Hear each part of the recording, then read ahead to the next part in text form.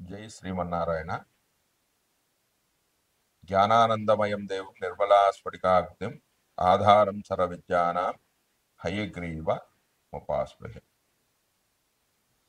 బుద్ధిర్బలమిషోధైర్య నిర్భయత్వామరోగత అజాఢ్యమాకుడత్వం చ అనుమతు స్మరణాద్వేత. మనం ఇప్పుడు ఈ వీడియోలో ఆగస్టు నెల ద్వాదశ రాశుల వారికి ఆదిత్యాది నవగ్రహ దేవతలు ఇచ్చే ఫలితాలు ఏమిటి అనేది తెలుసుకుందాం. సింహరాశి వారికి ఆగస్టు నెల గోచార ఫలితాల గురించి తెలుసుకుందాం. ముందుగా రవి యొక్క ఫలితాలు. సింహరాశి వారికి రవి ఆగస్టు 16 వరకు 12వ స్థానంలోను, ఆగస్టు 16 నుంచి 31 వరకు జన్మరాశిలో అంటే 1వ స్థానంలోనూ సంచారం చేస్తున్నాడు. ఈ 2 స్థానాల్లో సంచారం వల్ల శుభ ఫలితాలు అనేవి కలగవు. పదవీ నష్టం కలగడం, బంధువులకు రోగాలు రావడం, ధన వ్యయం కావడం, మిత్రులతో వైరం ఏర్పడడం, విచారంగా ఉండడము, అధికారులతో ఇబ్బందులు కలగడము, జన్మస్థలం నుంచి దూరంగా వెళ్ళవలసి రావడము, శారీరక ఆరోగ్యం అనేది క్షీణించడం, అనుకున్న పనులు జరగకపోవడము, ఎంత ప్రయత్నించినా పనుల్లో జాప్యం అనేది ఏర్పడము, గౌరవ భంగము, అమర్యాద, వేదాంత ధోరణి, నిద్రాభంగం ఏర్పడము లాంటివి జరుగుతాయి. రవి తన మిత్రక్షేత్రంలోనూ తన స్వక్షేత్రంలోనూ సంచారం వల్ల రవి ద్వారా వచ్చే ఇబ్బందులు అనేవి తక్కువగా ఉంటాయని చెప్పవచ్చు. తర్వాత కుజుడి యొక్క ఫలితాలు. సింహరాశి వారి కుజుడు ఆగస్టు నెల 2వ స్థానంలో సంచరిస్తున్నాడు. అంటే ఈ నెల మొత్తం కూడా 2వ స్థానంలో సంచరిస్తున్నాడు. 2వ రాశిలో కుజుడు యొక్క సంచారం వల్ల శుభ ఫలితాలు అనేవి కలగవు. ధనాదాయం అనేది కొంచెం తగ్గిపోతుంటుంది. చేసే ప్రయత్నాల్లో ఆటంకాలు అనేవి ఏర్పడతాయి. వాక్ అనేది కఠినంగా ఉండడం వల్ల ఇతరులతో ఉన్న సత్సంబంధాలు తగ్గిపోయే అవకాశం ఉంది. నోరు మంచిది అయితే ఊరు మంచిది అనే నానుడి ప్రకారం ఇతరులతో మృదువుగా మాట్లాడకపోవడం వలన, వారి సహకారం అనేది లభించకపోవడం వల్ల అనుకున్న పనులకు ఆటంకాలు అనేవి ఏర్పడుతూ ఉంటాయి.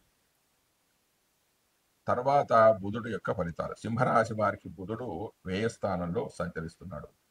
12వ రాశిలో బుధుడి సంచారం వల్ల అశుభ ఫలితాలే గోచరిస్తాయి. వ్యాపారంలో నష్టాలు కలుగుతాయి. సరైన కమ్యూనికేషన్ లేకపోవడం వల్ల, ఇతరుల యొక్క సహకారం లేకపోవడం వల్ల వ్యాపారాలు అంతంత మాత్రంగానే సాగుతాయి. తల్లి తరపు బంధువులకు అనారోగ్య సమస్యలు ఏర్పడతాయి. సరైన నిర్ణయాలు తీసుకుపోవడం వల్ల కొంత నష్టపోయే అవకాశం అనేది ఉంది. తర్వాత గురుడు యొక్క ఫలితాలు. సింహరాశి వారికి గురుడు 11వ స్థానంలో సంచరిస్తున్నాడు. 11వ స్థానంలో ఏ గ్రహమైనా సంచరిస్తే లాభాలే కలుగుతాయి. గురుడు 11వ స్థానంలో సంచారం వల్ల వేద విద్యలు అనేవి బాగా అలవడతాయి. వివిధ రకాలైన పుణ్యక్షేత్రాల సందర్శన చేస్తారు. పూర్వపుణ్యాన్ని ఎక్కువగా సంపాదిస్తారు. ధనాదాయం అనేది బాగా ఉంటుంది. ఆదాయ వనరులు కూడా పెరుగుతాయి. స్త్రీ మూలకంగా ధనం కూడా లభిస్తుంది. బంగారము, వెండి, ఆభరణాలు, నూతన వస్త్రాలను కొనుగోలు చేస్తారు. ఉపాసనా బలం అనేది చేస్తుంది. చేసే ప్రయత్నాలలో లాభాలను గడిస్తారు.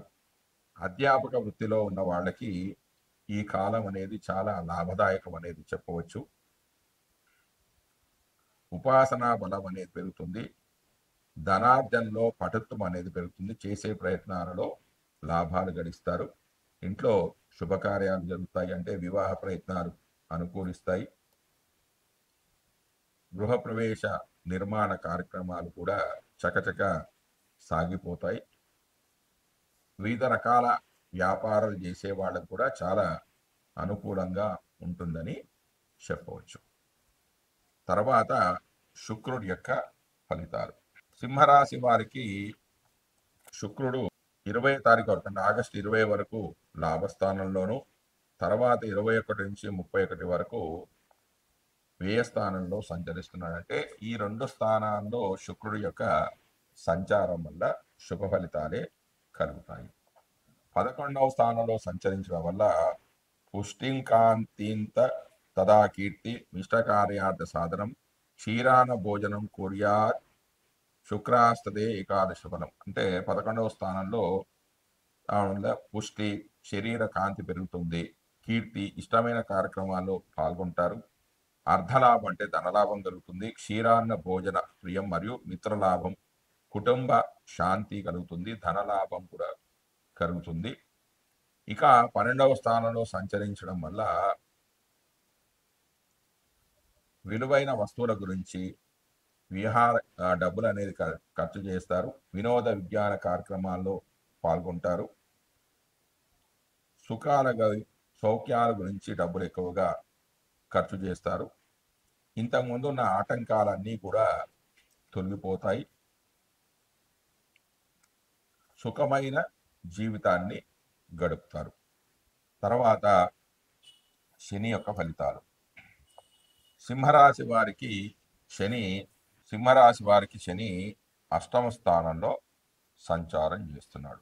అష్టమ స్థానంలో శని సంచారం వల్ల కలిగే ఫలితాలు ఏంటంటే నానా కార్య విరోధంచ వ్యాధి పీడ ధనక్షయ అపమృత్యు భయప్రాప్తి అష్టమాస్తే శనో భవేత్. అంటే అష్టమ స్థానంలో సంచారం వల్ల అన్ని పనులు అన్నీ కూడా చెడిపోతాయి, రోగం వల్ల బాధపడుతూ ఉంటారు, ధన నాశనం కలుగుతుంది, అపమృత్యు భయం కలుగుతుంది, కుటుంబానికి దూరం కావాల్సి వస్తుంది, వ్యవహారంలో చిక్కులు ఏర్పడతాయి, వృత్తిలో మార్పులు ఉంటాయి, సంతాన పశు మిత్ర ధన నష్టాలు కలుగుతాయి.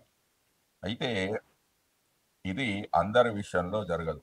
ఎందుకంటే ఈ అష్టమ స్థానంలోకి మొదటిసారిగా శని ప్రవేశించాడా, లేదా రెండోసారి ప్రవేశించాడా, లేదా మూడోసారి ప్రవేశించాడా అనేది పరిశీలించుకోవాలి. అయితే మొదటిసారి ప్రవేశిస్తే దాన్ని మంగు శని అంటారు. ఫలితాలు ఏంటంటే స్థాన మార్పు, భయము, అనారోగ్యం, సుఖహీనత కలుగుతుంది. రెండవసారి అష్టమ స్థానంలోనికి వస్తే దాన్ని పొంగు శని అంటారు.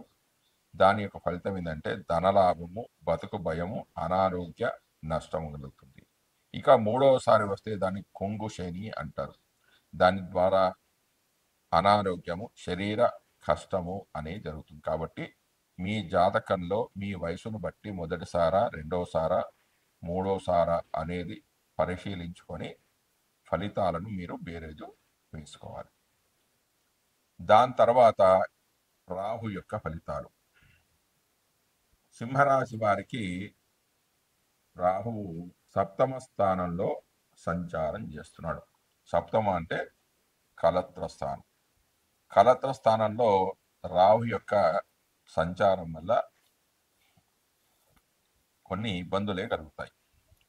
అవి ఏమిటంటే భార్యాభర్తల మధ్య గొడవలు జరగడం, భాగస్వాముల మధ్య అభిప్రాయ భేదాలు అనేవి కలగడం, వివాహ ప్రయత్నాలు అనుకూలించకపోవడం, శుభకార్యాలకు ఆటంకాలు ఏర్పడడం, బుద్ధి మాధ్యం ఏర్పడడం అంటే సరైన విధంగా మనసు బుద్ధి అనేది లేకపోవడం, భోజన సౌఖ్యం అనేది లేకపోవడం, ప్రయాణాల్లో ఇబ్బందులు ఏర్పడము, రహస్య అంగాలలో వ్యాధులు సంక్రమించడము, కొంత భయం, ధన నష్టం కావడం, విదేశీ ప్రయాణాలకు కానీ అంటే విదేశాల నుంచి స్వదేశానికి రావడం కానీ చేసే ప్రయత్నాల్లో ఆటంకాలు ఏర్పడడం, భార్యకు అనారోగ్య సమస్యలు రావడం, భార్యా ద్వేషం ఏర్పడము లాంటి ఫలితాలు అనేవి కలుగుతాయి. ఇక తర్వాత కేతువు యొక్క ఫలితాలు. కేతువు సింహరాశి వారికి జన్మరాశిలోనే సంచారం చేస్తున్నాడు. అంటే అదే రాశిలో కేతువు సంచరిస్తున్నాడు. జన్మరాశిలో కేతువు యొక్క సంచారం వల్ల భార్యాపుత్రులతో విరోధాలు ఏర్పడతాయి, దేశ సంచారం అంటే విదేశాలకు వెళ్ళే అవకాశం ఉంటుంది. రోగ పీడలు ఏర్పడతాయి. ధనానికి ఇబ్బందులు అనేవి ఏర్పడతాయి. ప్రయత్న లోపం లేకుండా ఎంత కష్టించినా కూడా ఫలితాలు అనేవి చాలా తక్కువగా ఉంటాయి. అశాంతి అనేది ఎక్కువగా ఉంటుంది. వేదాంత ధోరణి అనేది ఎక్కువగా అలవడుతుంది. అనుకున్న పనులు అనుకున్న సమయానికి అంటే పూర్తి అవుతాయి, కానీ కొంచెం లేటుగా అవుతూ ఉంటాయి. శారీరక బలం అనేది తగ్గిపోతూ ఉంటుంది.